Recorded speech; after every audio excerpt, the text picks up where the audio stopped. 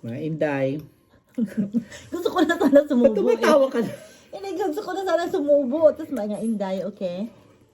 Dito na naman ako kay Inday Glenn. Gabi. Dito ako nagdi-dinner kami. Wala kaming kanin. Ano, naghahanap siya ng rice. Sabi ko kay Inday, kausap ko siya papunta dito. Gusto mo ba may bilhin ako? Wala daw. May pagkain daw sa bahay. Alam ko may bigas siya. Ayun, isang sako. Ayun, no? Kung nakikita niyo nandito, isang sako. 25 pounds. Hindi naman siya nagkakanin pala. Ngayon ko lang napagtantot nalaman dahil sinabi niya sa akin. So, luto siya ng okoy, ay ng lumpia.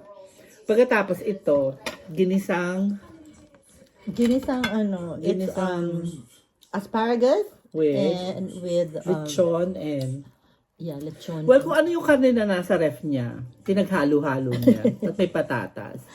Pero tingnan nyo, sabi niya sa akin, kainin ko daw yung karne. Kinuha niya puro gulay.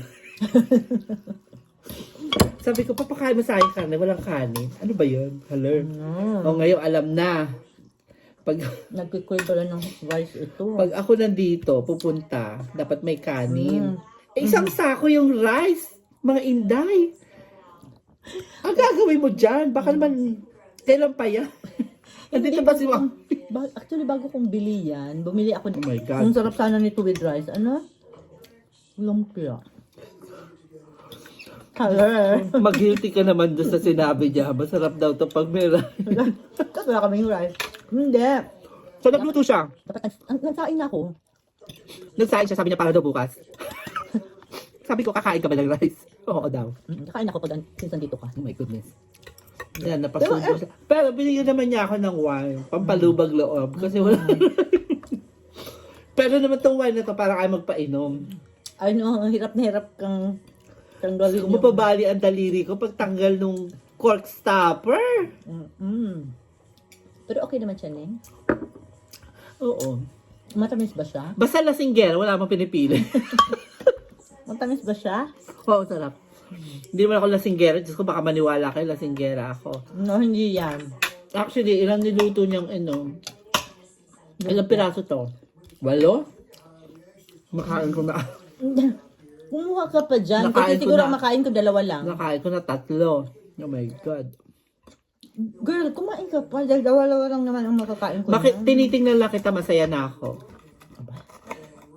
Kainin mo na yan. Kasi, sabi ko kay Glenn, marami magagalit sa kanya. Sabi niya, pag dito ka pumunta, pag dito ka lagi pumunta, ang tawag doon? Sasanayin daw niya ako ng puro gulay. Yeah. Nakasabi ko, nako, mag-ingat ka, marami magagalit sa'yo. Ba't mo pinapayat si Magsislim because of Mag-i-slim vegetable. daw kasi puro daw vegetable.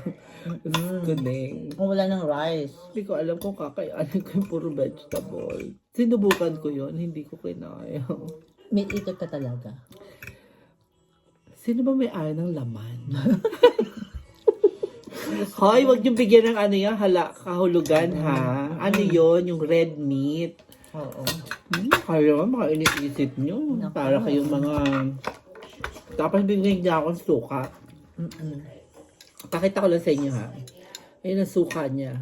Sabi ko, ba't ganyan? Kasi may... Bago niya pala niyang concoction. May ketchup na may suka na may lemon. Yes. Parang may matter.